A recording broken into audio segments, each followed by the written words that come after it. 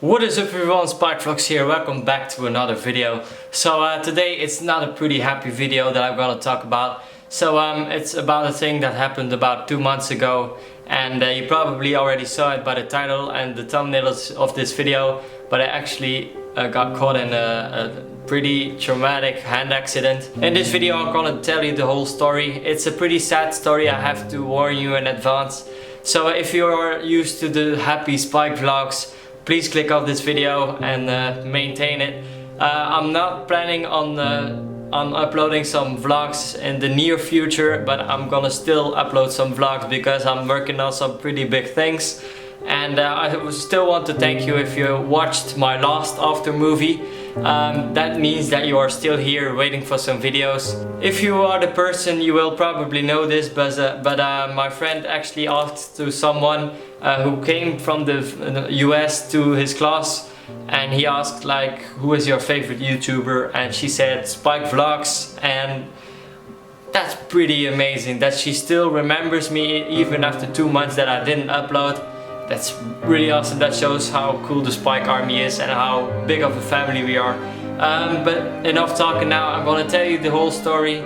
I'm gonna try and make a short film of this. I have everything still in my head and I'm gonna tell it right now in this video, but I'm gonna try and actually make a short movie from it. But I don't have any locations and actually people to make the short film with. So if you know somebody who actually can help me, hit me up. My business email is in the description down below. Go hit me up there, and now it's time to tell the full story. So the story begins on the 17th of August. It was the day that I went to my first vacation job, and I was out of my mind. I was super happy. So I just woke up at 8 AM to be there at 9 AM because he had a pretty big meeting in the morning. So I woke up and I remember going to the bathroom, making myself ready, and then go to the other bathroom where my dad was. He was just brushing his teeth, and I said I'm so happy that I finally can go to work and actually make someone happy with the things that I do, because I always was at home, I was doing nothing. With the vlogs I also make somebody happy, but I can't earn anything to actually pay for my car, my home later in the future, and I really wanted to save up for those things already.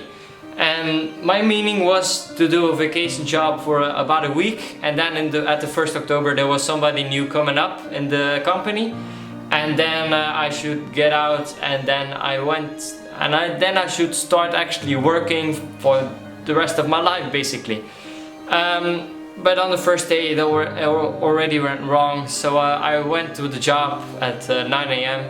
He showed me around all the machinery and I was pretty impressed because that was actually the thing that I also wanted to do. So I was starting to actually saw some plates, and I was working with a machine I was used to work with. In middle school I was used to work with that machine, so I know how the machine worked, so that's not the reason why I had this big accident. The accident actually happened because I was distracted. Beforehand I had to saw a little panel, and it wasn't really the right measurements. It was a little bit off, but he said that it's alright, no problem. We can fix it, it's gonna be on the ground, we can fix it, no problem, but just pay attention that it's straight the next time. So that's what I did. If you know this kind of machinery, you actually have to push the plate against a long strip, and then you push the plate forward to the saw, and then it cuts right straight. You can see it on this picture right here. That's the machine I work with. I pushed the wood with my right hand, and I pushed with my left hand against the long stretch, and yeah, that's how it actually happened. So I pushed at the back, and here is the saw right in front, and I pushed the wood over it, and I actually, if this is the saw, I just went over it like this. And as you can see, I will have to warn you, it's not that bad, but this is how my hand actually looks like at the moment. it's pretty bad at the moment, I know. But if you can see, I lost my pinky. So you can actually see right here the scars I have. It went pretty deep into my hand, and on the other side as well. So this is how deep it went into my hand, and then I just fully lost my thumb. I know it looks funny right now, but I just have been gaming and I have to use this thing to put on top of my thumb with some sticky tape, and that's why it looks this funny. I know what you're thinking. And then I saw into my hand, and it was just like something warm on my hand. I didn't feel any pain at all. So my boss said that I did a little scream like, ah, what's this? And he turned around, he was looking in some papers.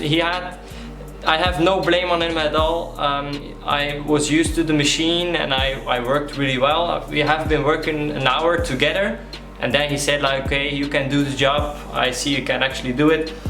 And he was looking at some papers for the measurements, and on a sudden moment he heard me scream, ow. He turned around and I was standing there bending over. Actually I was standing right there, just bending over, holding my hand, and I looked down at my hand, and it was just a really big gap, and there was a lot of blood coming out. And my boss really quickly ran to the front. He stripped off my blood with a belt, and then I put a sweater on top of my hand to stop the bleeding. And then he got in a kind of a panic, which I totally understand, and I kind of could keep calm because of the adrenaline that I had in my body. And I told him like, call the emergency services, and he immediately called. And that was the moment that that was the most creepy moment I have. I have some goosebumps on my hand, on my arm right now. That was the moment that it was really silent for about 5-6 minutes. They had to come from 6 kilometers away with an ambulance. And they arrived, he opened up the gates, and I was laying on the ground already because I was lightheaded, and I went to lay on the ground, and they came. So, and the ambulance guy came over to me. And the moment that he took away the sweater, I saw him grabbing his walkie-talkie on the shoulder and say like, I would like a helicopter to come over. And that's the moment that you realize that you have a pretty bad injury. And so they gave me the first aid. They made sure that I didn't lose any more blood. So in the footage they asked me what happened, and I told them that I was about to grab somewhere else. I don't really actually know how the accident happened. But yeah, he told also the ambulance guy, he told a little joke about a pro cyclist who also used that kind of drug to ride better. But I didn't hear it at all because I was in the heat of the moment. So they made me ready for the helicopter, brought me over to the hospital, where they took first some pictures of my hand. And then about 20 minutes later, so they asked me when I ate the last time, and it was almost 6 hours ago. So they could immediately get started and start operating my hand. I remember they were filming the whole thing for the television program. I was brought to the OP, where they actually made me high in the sky and gone. So for the last time I looked on the clock, it was 1:15. And then several moments later I woke up in the hallway. I was greeted by a nurse, and she said, hi, welcome back. And she brought me to my room.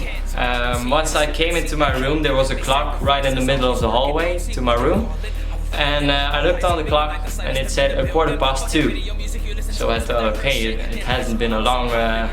so they didn't took a long time to actually fix my fingers. So they set me up in the room. And if I had my cell phone, I would have immediately started calling everyone about what happened, so they knew it and don't have to get overwhelmed by suddenly knowing. And just because I didn't have my cell phone around, I didn't have the opportunity to call everyone, so I calmed down, and I looked around in the room, and I thought to myself, like, something's wrong here. And I looked at the window, and it was dark outside. And the next day they told me they had to work on me for 12 hours. I have been on the table for 12 hours. And that was the moment that I told myself, like, damn, how crazy is that? I have been away for 12 hours. And the next day the professor came over with 2 of his assistants, and he told them everything they had to do. And in such a situation you will remember everything, because I didn't want it to lose my thumb and my fingers because of human fault. And I memorized everything that he said. I had to lay it in a bear hugger, and my hand had to lay in a bear hugger, which is kind of a cushion filled with hot air, which is 37 degrees. And they had to move me from the OK to the intensive care because because over there they had a 1-person room where the room could be heated as well. So I had been laying for 6 days in a room of 37 degrees with a whole Christmas tree of medication. So here's a picture of all the medication that was pumped into my veins, and on the other side you had a pain pump. And on my legs I had some kind of cushions which were filled up with some air, first on the lower part of my leg, then my ankle, on the lower part of my leg, then up until my knee. And that was to keep the blood circulation going, because I couldn't get out of bed for 6 days. So I got a visit every 2 hours from the nurses. Every 4 hours they pulled some blood. The last night I had to wake up every hour. I had to set my own alarm because my thumb was dying, and it had to be controlled every hour. And I was super happy that I thought that I would save my thumb. I had been fighting for 5 days. I thought I could save my thumb, but the last night it actually died at 3 AM. I'm never gonna forget that. And the next day they told me, your thumb is dead. We are gonna have to let it go. So I already lost my pinky, now I lost my thumb as well, and that was a pretty big impact.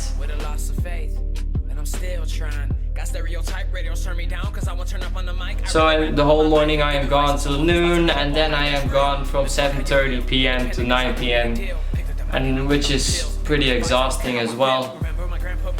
So yeah, that's the current situation. So I'm gonna show you my hand another time. So this is how my hand looks like at the moment. It's not looking that good. My fingers, this is all I can do with it. I can try and grab some things. So for example, my lens cap, I can grab it, but it's pretty hard to grab. But yeah, I'm gonna keep fighting. At the 27th of November I'm having another OP, and then my hand is gonna be cut back open because everything is glued. Yeah, kind of glued in here. That's why I can't move my fingers all the way. And then I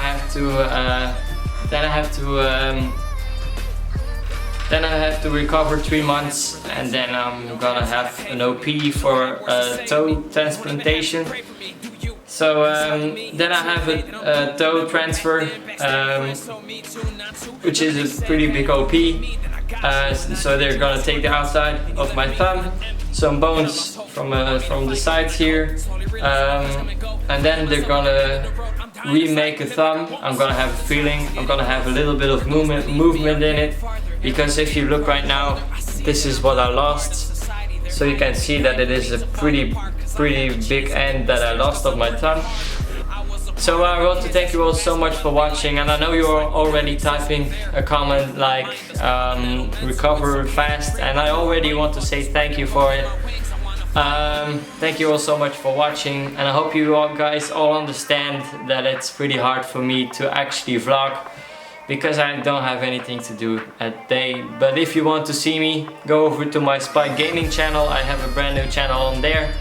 And yeah, thank you all so much for watching, and I'm gonna keep you guys updated on this channel. Thank you all so much. Peace.